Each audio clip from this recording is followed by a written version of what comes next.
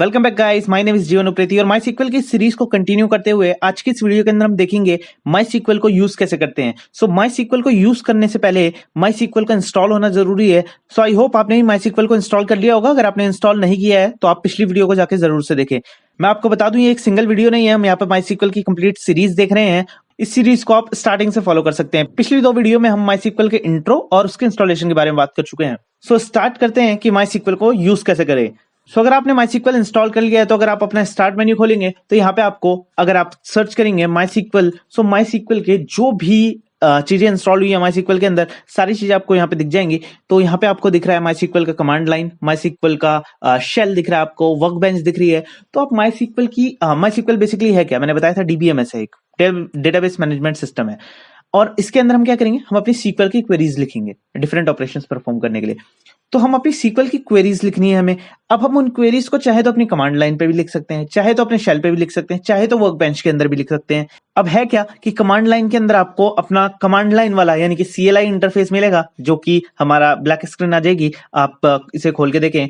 जैसे मैं इसे खोलूंगा तो हमारे यहाँ पे कमांड लाइन खुल चुका है। इसको मैं थोड़ा सा जूम कर लेता हूं और यहां पर आपसे ये पासवर्ड एंटर करने को कह रहा है। पासवर्ड हमने इंस्टॉलेशन के वक्त सेट किया था, तो मैं अपना पासवर्ड डाल देता हूं और मैं MySQL के अंदर एंटर कर चुका हूं। तो यहाँ पे आप सिंपली अपनी क्वेरीज लिखेंगे और उसको आप CLI इंटरफेस के अंदर ही देख सकते हैं, कमांड लाइन के अंदर। दूसरी मैं बात करूंगा MySQL, हम देख रहे थे शेल को। तो अगर मैं यहाँ पे सर्च करूंगा MySQL, तो MySQL शेल भी है, इसको भी आप खोल सकते हैं। यहाँ पे मैं खोलूंगा तो MySQL के शेल के अंदर भी आप काम कर सकते हैं।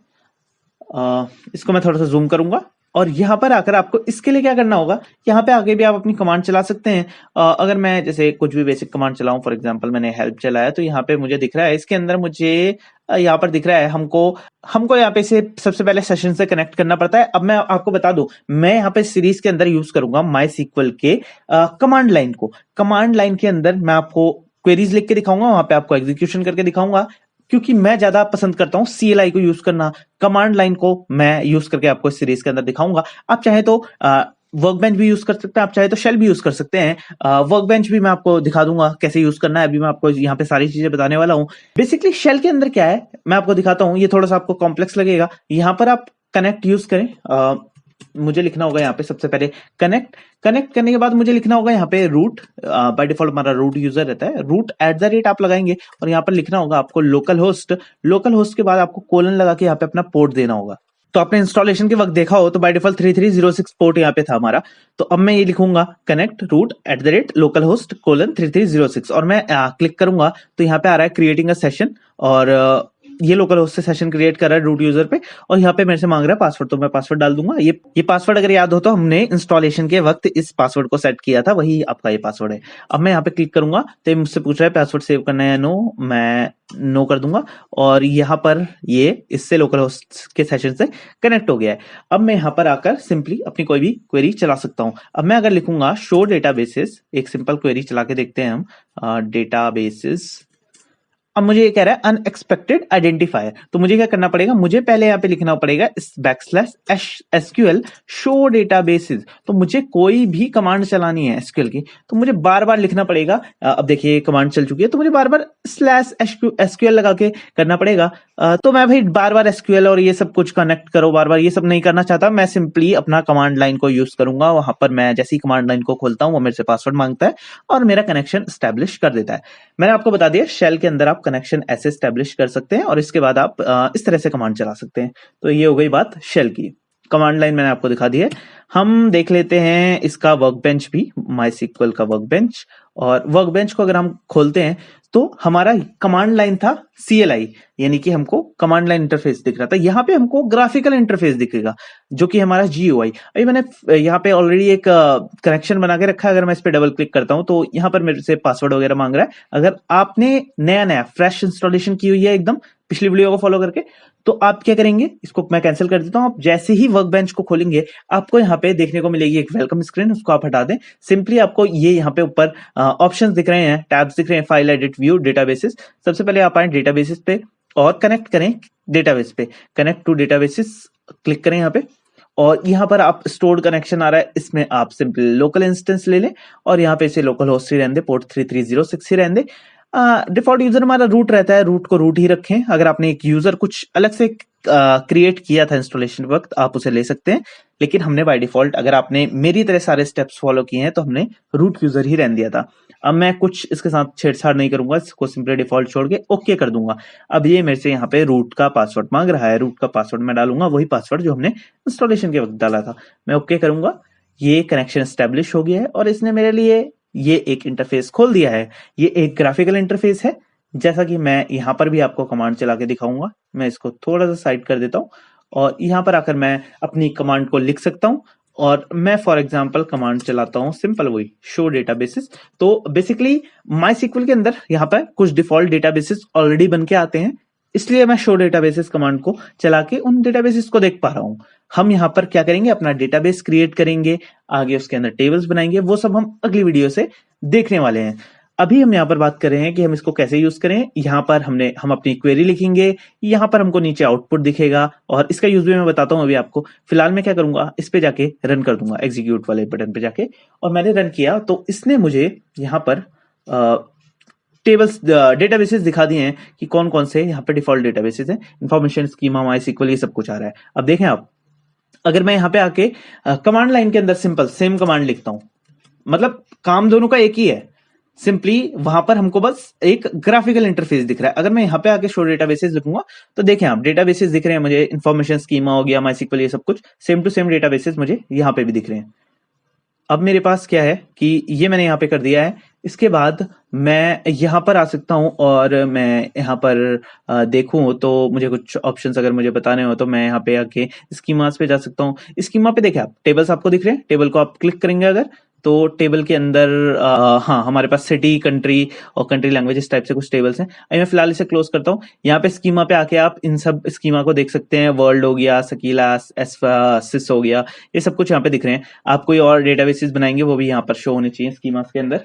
तो यहाँ पे हमारा ये डेटाबेसेस आ गया। इसके बाद हम अगर कोई डेटाबेस को यूज करना चाहें तो हम यूज कर सकते हैं। यूज फॉर एग्जांपल वर्ल्ड को मैं ले लेता हूँ। तो ये सारी कमांड हम आगे देखने वाले हैं। आप ये मत सोचिएगा कि ये कमांड्स हम डायरेक्टली बस यूज करे जा रहे हैं। और इसके अंदर यूज करने के बाद मैं शो टेबल्स कर सकता हूँ। इन 3 कमांड से मैं क्या देख रहा हूँ, मैं ये देख रहा हूँ कि शो कर रहा हूँ डेटाबेसेस को, डेटाबेस मुझे दिख गए। डेटाबेस मैं चूज कर रहा हूँ, वर्ल्ड वाला यूज कर रहा हूँ। उसके बाद मैं वर्ल्ड वाले डेटाबेस के अंदर क्या क्या टेबल्स हैं, बाय डिफॉल्ट क्या क्या बन के आया हुआ है, मैं बस वो देखने की कोशिश कर रहा हूँ। और इस इंटरफेस के अंदर क्वेरीज को कैसे एग्जीक्यूट करें वो आपको दिखा रहा हूँ। तो मैं अभी वर्ल्ड के अंदर कौन कौन सी टेबल्स आई हैं इसके अंदर बाय डिफॉल्ट, वो देखने की कोशिश कर रहा हूँ। तो यहाँ पर हमारे पास सिटी, कंट्री और लैंग्वेज, कंट्री लैंग्वेज नाम की 3 टेबल्स हैं। तो फिलहाल अभी इसे ऐसे ही छोड़ देते हैं, आगे हम देखेंगे इन सारी चीजों को। सेम क्वेरी मैं यहाँ से भी चला सकता हूँ, ऐसा नहीं है कि यहाँ से नहीं चला सकता। मैंने देखा था ये, अब मैं यूज वर्ल्ड कर सकता हूँ और डेटाबेस चेंज आ गया है। अब यहाँ पे मैं शो टेबल्स कर सकता हूँ ताकि हम देख पाए सेम चीज दिख रही है या नहीं दिख रही। City, country, country language, same 3 चीज हमें यहाँ पे भी दिख रही थी। तो ऐसा नहीं है कि हम वहां से नहीं चला सकते। मैंने जैसा कि बताया, क्वेरी वो बैकएंड में वैसे ही सेम टू सेम तरीके से एग्जीक्यूट होने वाली है। बस यहाँ पे हमको एक ग्राफिकल व्यू दिखेगा टेबल का। और यहाँ पर आप एसक्यूएल एडिशंस के अंदर देखें, इस वाले में तो आप ये देख सकते हैं, अगर मैं सेलेक्ट पे जाता हूं तो मुझे ये सेलेक्ट के बारे में दिखा रहा है। सेलेक्ट का सिंटेक्स कैसे है, कैसे हम लिख सकते हैं, ये सब आप पढ़ सकते हैं अगर आप पढ़ना चाहें तो। यहाँ पर update, delete, insert, create table का कैसा सिंटेक्स होता है, क्या होता है, ये सब कुछ चीजें दिखा रहा है यहाँ पे। डॉक्यूमेंटेशन टाइप, एक सिंपल स्निपेट्स टाइप की आपको दिखा रहा है। ये सब आप देख सकते हैं। फिलहाल इसको इग्नोर करें, इसको हटा देता हूं मैं। और मेन चीज हमारी यही है, यहाँ पर हम कोड लिखेंगे, अपनी क्वेरी लिखेंगे, नीचे हमको यहाँ पे आउटपुट दिखेगा। अगर हमारी क्वेरी के अंदर कुछ एरर है, वो एरर हमको यहाँ पे दिख जाएगा नीचे। फॉर एग्जांपल मैं अगर कुछ गलती करूं, टेबल्स की जगह मैं खाली टेबल लिखूं, तो मुझे यहाँ पे भी दिखा रहा है कि भैया ये तुम्हारी क्वेरी गलत है। लेकिन मैं एक बार एग्जीक्यूट करके देखता हूँ और ये देखे आप, ये दोनों क्वेरी ढंग से एग्जीक्यूट हो गई है। ग्रीन टिक आ रहा है। शो टेबल यहाँ पे मेरे को क्रॉस दिखा रहा है you have an error in your SQL syntax. तो ऐसे हमको पता चल जाएगा किस लाइन में एरर है क्या नहीं है। तो अगर आपको एक जीयूआई वाली फील लेनी है, आप वर्कबेंच को यूज कर सकते हैं। अगर आपको सीएलआई वाली फील लेनी है, आप इसको देख सकते हैं। यहाँ पे आप एक एक लाइन बाय लाइन क्वेरी को लिख सकते हैं। तो मैं आगे इसको यूज करूंगा, बीच बीच में हम वर्कबेंच को भी यूज कर लेंगे। फिलहाल मैं आपको बता दूं कि मैं कमांड लाइन को यूज करने वाला हूं। सो इस तरह से आप अपनी एसक्यूएल क्वेरीज को एग्जीक्यूट कर सकते हैं। मैंने आपको बताया कमांड लाइन पे कैसे एग्जीक्यूशन कर सकते हैं, वर्कबेंच पे कैसे कर सकते हैं। मैंने आपको इस सीरीज की फर्स्ट वीडियो के अंदर वैसे लाइव सीक्वल के बारे में बताया था, ऑनलाइन भी हम एसक्यूएल क्वेरीज की एग्जीक्यूशन कर सकते हैं, बट मैं रिकमेंड नहीं करूंगा ऑनलाइन एग्जीक्यूशन करने के लिए। आप माईसीक्वल को इंस्टॉल करें अपने सिस्टम पे और इस पे एग्जीक्यूशन करें। सो आई होप आपको समझ आ गया होगा कि एसक्यूएल की क्वेरीज को हमको कैसे एग्जीक्यूट करना है, माईसीक्वल को कैसे यूज करना है। अगली वीडियो से हम स्टार्ट करेंगे अपनी क्वेरी एग्जीक्यूशंस, डेटाबेस कैसे बनाना है, उसके अंदर टेबल्स कैसे बनानी है, डेटा इंसर्ट कैसे करना है, अपडेट कैसे करना है, मॉडिफाई कैसे करनी है चीजें। आगे हम जॉइंट्स वगैरह भी देखेंगे, उसके बाद हम नेस्टेड क्वेरीज देखेंगे। सारी चीजें हम इस सीरीज के अंदर देखने वाले हैं, कोई भी चीज मैं छोड़ने वाला नहीं हूँ। और कुछ कुछ एग्जाम्पल्स, मतलब प्रैक्टिकली हम सारी चीजें देखेंगे।